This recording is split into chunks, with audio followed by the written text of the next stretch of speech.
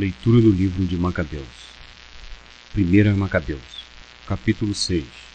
Morte de Antíoco IV Epífano, Antíoco V. O rei Antíoco estava percorrendo as províncias do Planalto, quando ouviu dizer que havia na Pérsia uma cidade formosa pelas riquezas, pelo ouro e pela prata, chamada Elimaida. Diziam que o templo nessa cidade era muito rico, e nela havia cortinas de ouro, armaduras e escudos deixados por Alexandre, o macedônio, filho de Filipe, que havia reinado antes na Grécia. Para lá se dirigiu Antíoco e procurou apoderar-se da cidade para saqueá-la, mas não conseguiu. Os habitantes de Elimaida haviam sabido do seu plano e opuseram-se-lhe resistência, enfrentando-o em combate. Sendo obrigado a bater em retirada, partiu muito contrariado, pretendendo voltar para a Babilônia. Ele estava ainda na Pérsia, quando vieram anunciar-lhe que tinha sido derrotado as tropas enviadas para a Judéia, e que Lísias, tendo logo rumado para lá com um poderoso exército, fora posto em fuga diante dos judeus, e que estes se haviam reforçado com as armas, os recursos e os despojos abundantes tomados dos exércitos que foram destroçando.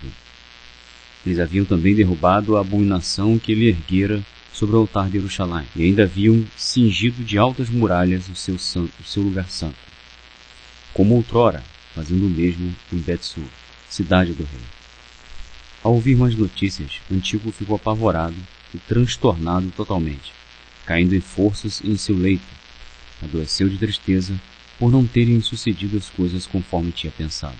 Ficou aí por muitos dias, aumentando nele a tristeza cada vez mais, até pensar que ia morrer. Chamou então todos os amigos e disse: o sono fugiu de meus olhos, e meu coração se acabrunha de tanta aflição. Vivo dizendo para mim mesmo: a que grau de aflição cheguei, e em que medonha tempestade me vejo envolvido. E, no entanto, eu era feliz e estimado quando tinha o poder nas mãos. Agora me lembro das maldades que cometi em Jerusalém, de onde roubei todos os objetos de ouro e de prata que nela se encontravam, e mandei exterminar os habitantes de Judá sem motivo. Reconheço que é por isso que essas desgraças me atingiram, e agora morro com tanta tristeza numa terra estranha. Chamou então Filipe, um de seus amigos, e colocou à frente de todo o reino. Entregou-lhe o seu diadema, o manto e o anel, para que fosse buscar o seu filho Antíoco, cuidasse da sua educação e preparasse para ser rei. E ali, nesse lugar, morreu o rei Antíoco, no ano 149. Quando soube da morte do rei, Lísias proclamou como novo rei o jovem Antíoco, a quem havia educado desde a infância, e deu-lhe o nome de Eupator. Subtópico: Cerco da cidadela.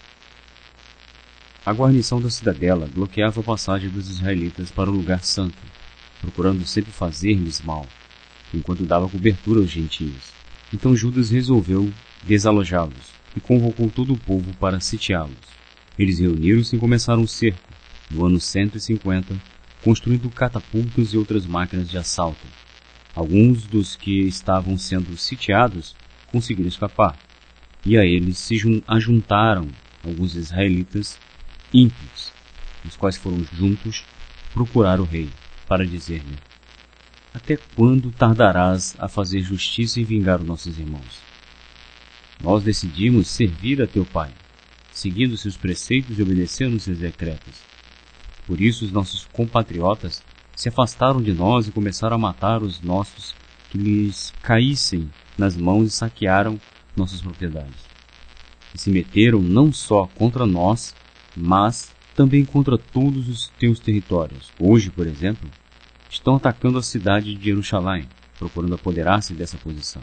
E já fortificaram seu santuário e ainda Bet-sur.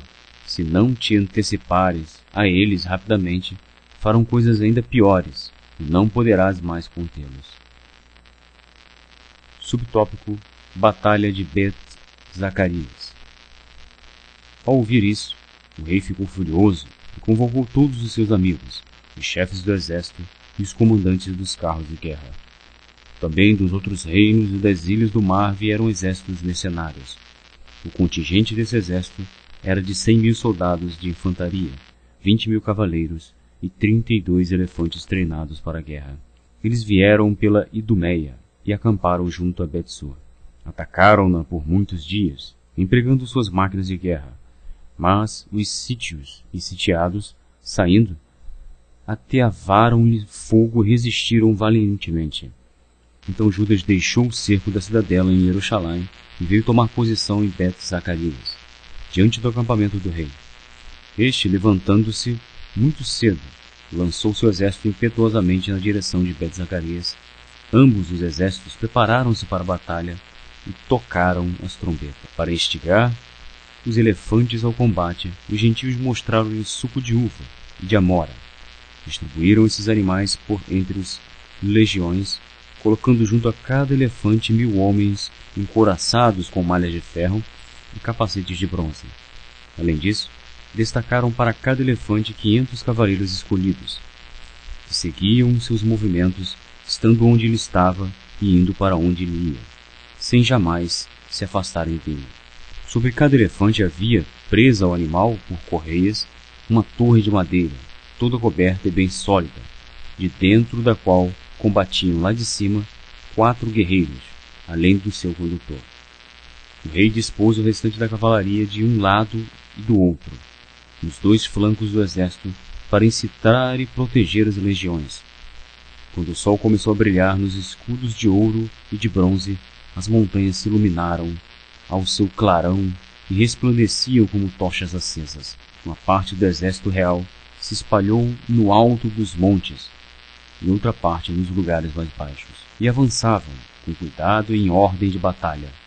Ficavam apavorados todos os que ouviam o fragor da multidão, o avanço das tropas e o tinir das armas. Era um exército imenso e poderoso. Judas e seu exército avançaram para o combate, e do exército do rei caíram 600 homens. Foi quando Eleazar, o Auarã, viu um dos elefantes encouraçado com as armaduras reais e mais alto que os outros, e pareceu-lhe que aí estava o rei. Sacrificou-se então para salvar o seu povo e adquirir renome imortal. Precipitou-se em direção do animal corajosamente através da legião, matando à direita e à esquerda, enquanto os inimigos abriam brecha diante dele, de um lado do outro lado. Ele conseguiu chegar até o elefante, colocou-se debaixo do animal e o matou. O elefante, porém, caiu por cima de Eleazar, que morreu ali, esmagado. Entretanto, ao verem a força do reino e o ímpeto das suas tropas, os judeus retiraram-se do combate. Subtópico: Cerco do Monte Sião. Os soldados do exército do rei subiram para se defrontar com os judeus em Jerusalém. Assim, o rei aproximou-se da Judéia e do Monte Sião. Antes, porém, concluiu a paz com os habitantes de Bet-sur. Estes saíram da fortaleza por não terem mais mantimentos, pois haviam ficado ali cercados, e além disso, era o ano sabático. Assim, o rei tomou Bet-sur e deixou ali uma guarnição para defender a cidade. Depois acampou junto ao lugar santo por muitos dias, e ali instalou baterias e máquinas de assédio, lança-chamas e catapultas, escorpiões para o lançamento de flechas e ainda muitas fundas. Por sua vez, os judeus também fizeram máquinas contra as dos inimigos e resistiram durante muitos dias. Mas não havia mais provisões nos celeiros, pois era o 7º ano, e os que tinham vindo das nações para a Judéia haviam consumido as últimas reservas. Assim, permaneceram no santuário só poucos homens, pois a fome os tinha apertado, e se dispersaram, cada um para sua terra. Antíoco V concede aos judeus a liberdade religiosa. Por aquele tempo, Lísias veio a saber que Filipe tinha voltado da Pérsia e da Média, com um exército que partira com o rei e procurava assumir os negócios do reino. Filipe era a pessoa que o rei Antíoco, ainda em vida, havia encarregado de educar e de preparar para o trono de seu filho, do mesmo nome, Antíoco. Então Lísias apressou-se em dar a entender que se devia partir, dizendo ao rei: os chefes do exército e os seus homens. Estamos a cada dia mais fracos. O alimento se torna escasso e o lugar que estamos sitiando é bem fortificado. Além disso, os negócios do reino chamam a nossa atenção.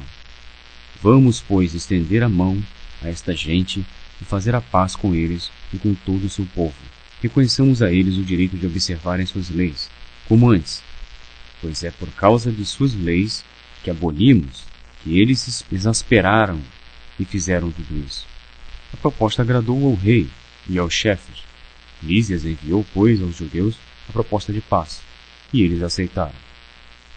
O rei e os chefes fizeram um juramento, e os judeus, com suas condições, saíram da fortaleza. Ao entrar, porém, no Monte Sião, logo que viu as fortificações do lugar, o rei quebrou o juramento que havia feito e mandou demolir a muralha ao redor. Em seguida, partiu as presas de volta para Antioquia, onde encontrou Filipe como senhor da cidade. Entrou em luta contra ele e tomou a cidade à força. Fim do capítulo 6.